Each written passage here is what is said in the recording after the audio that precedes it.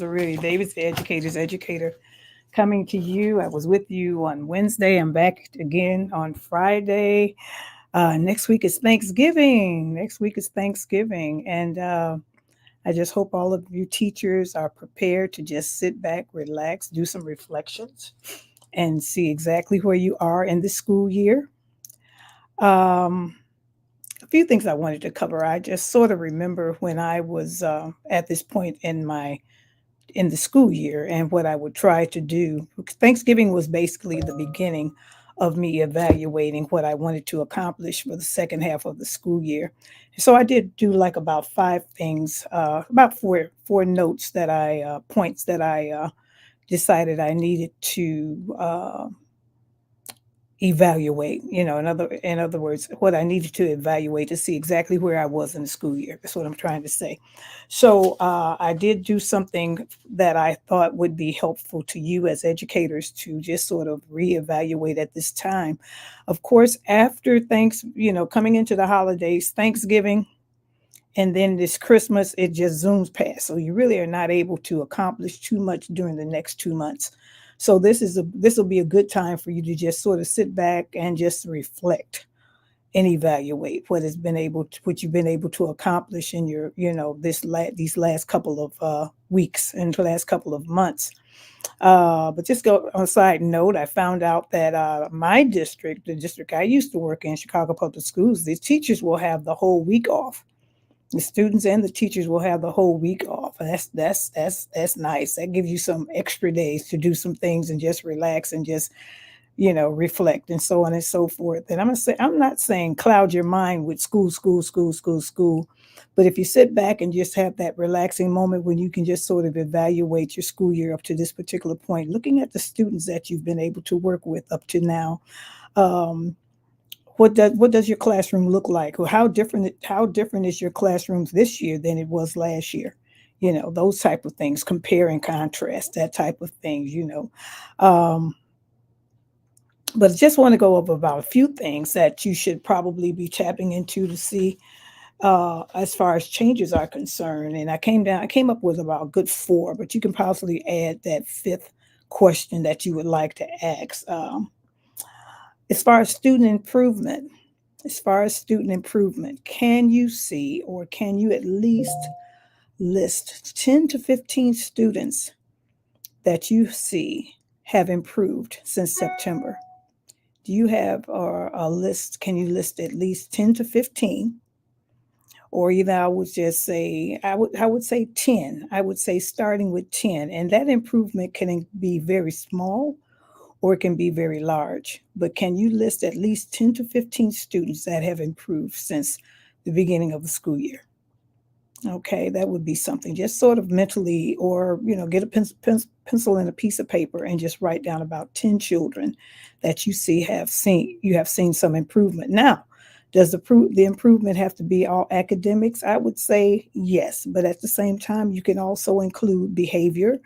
You can include behavior, leadership, how they react and how they respond in the classroom, social, emotional learning. Any of these improvements really count because this helps make your classroom great. So in the course subjects, you have about 10 or 15 that have increased and have gotten better in reading, math, social studies, and science. But your main subjects is your reading and your math. Your reading and your math, have they improved? 10 to 15. 10 to 15. Think about that. 10 to 15. And with that 10 to 15, see, write down, after you write down their names, then write beside it what they have improved in. What did they improve in? That would be very helpful also. Number two, looking at your core subjects. If you teach all four: social studies, science, math, and reading. Social studies, science, math, and reading, or reading, math, social studies, and science, however you want to put it. From where you started in September, have you been able to reach a goal as to how far that you are in those particular course subjects? How far have you gotten into reading? How far have you gotten into your math? How far have you gotten into social studies and science? I found out that while I was teaching my math and reading were my major subject areas, and I would get into those daily. I would get into those, tap into those daily. I would set up a routine so that everything I was going to do in that basal reader would be the same thing. And then, of course, I would pull out little activities on the side. But back in those days, we did have different reading books, different basal reading books. And so what would happen is that we would turn around, and if we got through the first book, and then, of course, I would talk to my coworker, we would sort of collaborate together and see how that we're so basically on the same page. In other words, if I got through the first book of the basal reader, and then I had two more books to get through, I would ask my colleague if she had been able to get through the first book. And so we would sort of pace ourselves to to keep up with each other, for the simple reason that when those children get ready to go into the next grade, whatever skills were taught, they would have been taught in my particular classroom, in her particular classroom, which is a good thing also, which is very good. So how far have you gotten in your reading? And the reading is ongoing simply because you're building those skills throughout. And usually with a reading curriculum, you're sort of building the same skills over and over again. You're building vocabulary, you're building comprehension, word attack skills, and phonics, and so on and so forth. So with reading, it's ongoing. So whether you started at the end of the book or in the beginning of the book, you're basically going to be still covering the same skills over and over again. But my second course of action as far as math is concerned, now that one I found that I had to really sort of uh, mix it up a little bit because like I said, I've always said I taught third grade, so I expected my students to come in with second grade skills ready to create and accomplish third grade skills. A lot of times that did not happen. And so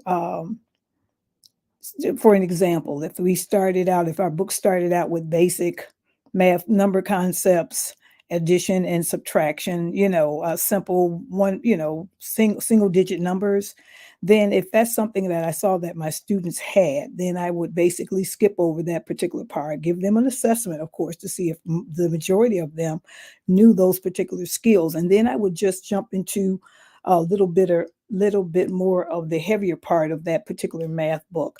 And I did this because I found that by the time we were entering into the second half of the school year, the skills that were being presented in the second half of that math book was going to be possibly presented on that state test. And so I wanted them to have the beginning concepts of multiplication, subtracting two-digit numbers, carrying with addition, two and three place numbers, carrying, and so forth, because those particular skills were going to be on the state test. And I really did not want to start with those skills because the foundation is in the beginning of the book. But once the foundation has been laid, sometimes it's a lot easier to take the children to the next step. And then you know what? You never take it for granted that they can't get it. Unfortunately, sometimes our children can just jump into a particular skill without the foundation. That happens every once in a while, but a lot of times they do need the foundation in order to be able to do the harder part of a particular concept. So that is something that's needed. And so by this time in November, and of course you have the Thanksgiving holiday, but basically going into December, I would really start to teach the second half of that math book, because I would see and know that some of the concepts that was going to be taught in the second half of the math book was going to be given on that state test. And of course I would report with my colleague, and we would just sort of collaborate how we were going to do it, how we were going to teach that concept, multiplication, division, subtraction, two and three place numbers, and that type of thing, because it was going to be something. So we didn't want our children to the point where they did not know what it looked like We did not want them to the point where they did not know what it looked like, so we started in on that immediately after the holidays, if not before the holidays. And then, of course, we would, after introducing the concept, then we would have the opportunity, to, of course, to send some materials home so that the parents would be able to work with their children a little bit more on it. Nothing too difficult, but basically giving them the problem so they would know exactly how to do the steps, how to do the particular steps. And so now, unfortunately, social studies and math always seem to have fallen behind, fall in the cracks. The social studies and science. I'm sorry. Those particular subjects always had a tendency of falling in the cracks. And it depends on what you are teaching. For third grade in Chicago, we were teaching the third grade unit, which is Chicago. So we delved into the history, Potawatomi Indians, and how Chicago got started with DuSable and so forth. And so those were some skills and information that I could basically start and just sort of glaze over. But I really didn't really get into teaching it until like maybe the second half of the year, the second half of the school year. Now, my girlfriend who taught science to both classrooms, she had some other activities that she wanted to teach as far as science was concerned. So hers was a little bit more detailed, and so she would get into her science lessons a lot earlier, maybe like in October, late October going into November. So social studies and science is something that we did teach because you had to grade them on it. But at the same time, we would take it basically a little deeper into the second half of the school year, around springtime, when we can just basically get out and do some activities that were real fun that included science and social studies. Now, my third question is this. Third question is this. Do you or have you been able to or have you recognized the child that might need an IEP in your classroom? Have you recognized a child that might need an IEP in your classroom? And of course, that does not include students that already have an IEP. You're monitoring them also, but we have a tendency of sort of waiting to see if a child is just sort of getting through some difficult skills before we attach an IEP to a child. So I'm going to be honest, I don't really know how things are set up now, but I know that if a child needs those extra resources, then that's something. First of all, what I would do is I would talk to their parents about it, and I would talk to that first report card pickup. I would talk to the parents and say, "Well, I see Johnny having difficulty in this area and that area. Do you notice that also?" And if the parents stated yes, then I would sort of ask them. I said, "Well, what would you like to do about that?" Because I see them. It's one thing if they're far behind. Excuse me. It's one thing if they're far behind, but it's another thing if they just basically need to be introduced to some skills that will help them get over that particular hump where they're having difficulty. So I would ask the parents, what do you see that needs to be done, or what can we do to help this situation out? If the parent at that time tells me, well, Miss Davis, I've been seeing this for quite a while. He had the problems in the last two grades he was in. I said, well, what happens now is that if we see that we cannot correct it in the classroom, that means we need to set him up to have some additional resources. And then we would set up a counseling session. And unfortunately, and I hope now that they're happening a lot faster than they used to. The counselors would tell me before that the paperwork would bog them down, but I'm understanding now that through technology you can get these things done a whole lot quicker and get the parents in and just set something up, because you want that child to get those extra resources. If you can't get it for them before they leave that particular grade, you definitely want to make sure those skills, those resources are in place for the next grade, so that the child will not continue to fall behind. The child would not continue to fall behind. I'm understanding also that they have all kinds of resources now that was not available when I was teaching, which is good. But at the same time, it's still something that you as an educator have to realize, that this particular child is having difficulty in this particular area and they need some extra help. So you want to get that done too. Okay, so if that child needs an IEP, then you really want to be able to get that set up before they leave your classroom.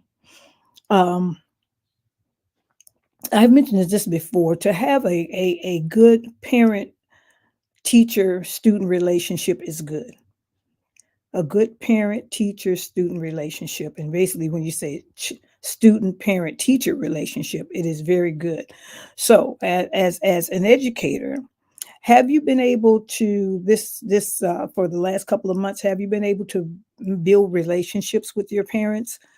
Build relationships with your parents. In other words, those relationships would include that if a particular student or child was having issues in the classroom or having some emotional behavior problems or um, behavior problems or they lacked. Let me see. They lacked what am I getting ready to say? They couldn't complete their classwork or something like that. If you saw those things happening within, did you reach out to those parents immediately? You can easily solve something within the classroom, but it's also good to let the parents know exactly what you're trying to do in the classroom so everybody will be on board at the same time.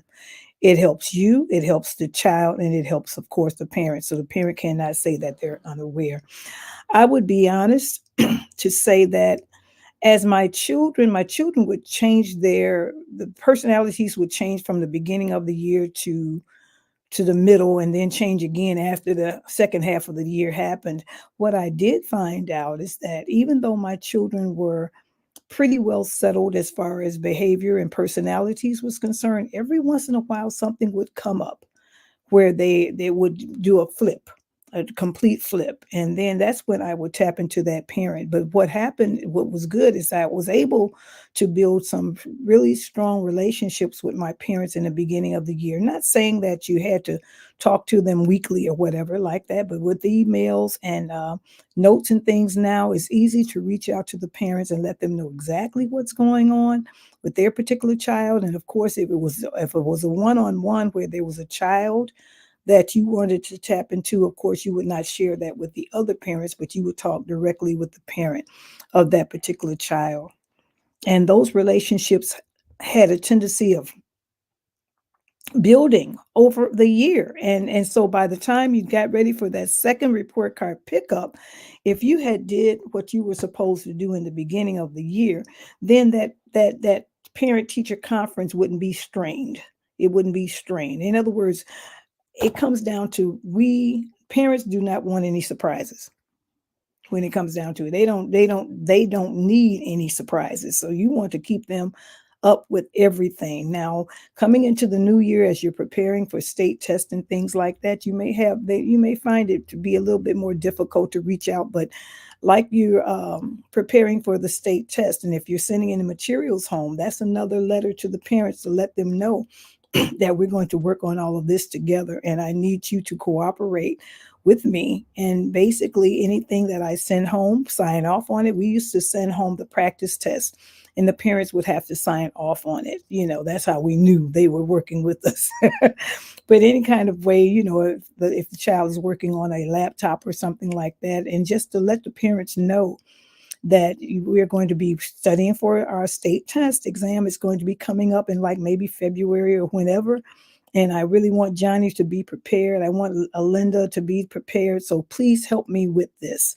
And you would be surprised how they will just fall in line and just give you exactly, give those students the minutes they needed at home in order to practice. I remember my daughter tapping into my grandson and asking him, did you study such and such? Did you get on the laptop and study such and such? And he would say, of course, and then of course she said, okay, well, go back and show me. So she didn't always take his word for it. But these are some of the things that basically mid-year concerns, mid-year evaluations that you need to take and be accountable for. It helps you as an educator for the simple reason that it allows you to sort of share the responsibility of what you're doing in the classroom, share the responsibility, especially a child that needs an IEP. You've been working with them, and you still are not seeing the results that you want to see. it might be time for that child to have some extra additional resources in place. And you want to tap into that parent so that you let that parent know your child needs some additional resources. Are you on board with me for us to get that child those additional resources? So this is how you help yourself as an educator. You take a lot of the stress off because you're spreading the responsibility out among the individuals that are connected with your children, your students. And this helps you in the long run. Well, that's a lot. That's a lot. I am, first of all, I'm wishing everyone, I'm not sure if I'm going to come to you next week. I may just pop up once, but I want everyone to have a fantastic Thanksgiving holiday. Fantastic Thanksgiving holiday. Just be thankful that you have a, we want to be thankful for so many things because there's so many people that don't have, and we just want to be thankful that we do have. And at the same time, teachers, take the time to rest and relax and reflect and whatever. Do what you have to do. Put a good CD on and sit back and take a nap if you have to. That's okay. Catch up on some of that sleep you be missing. But in the meantime, I still have my books. Oh, my STEM learning cards. Here they are. Here they are. They're still here.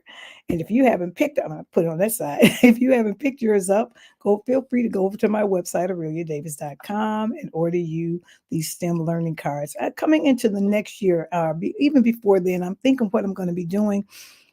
It's going through the lessons that are on these STEM learning cards and letting you know exactly how I came about to do what I did in as far as creating them, and showing you what my mindset was when I started to create them and how excited I was to get these out for preschool. But like I said before, they say preschool, but of course you can do for kindergartners, first graders, second graders, and just take it to an advanced level, but take the same concept of science, technology, engineering, and math. This is Aurelia Davis talking to you. Thanks for joining me for a few minutes. Glad to see everybody. Hopefully everybody have a good evening and happy Thanksgiving. Bye-bye.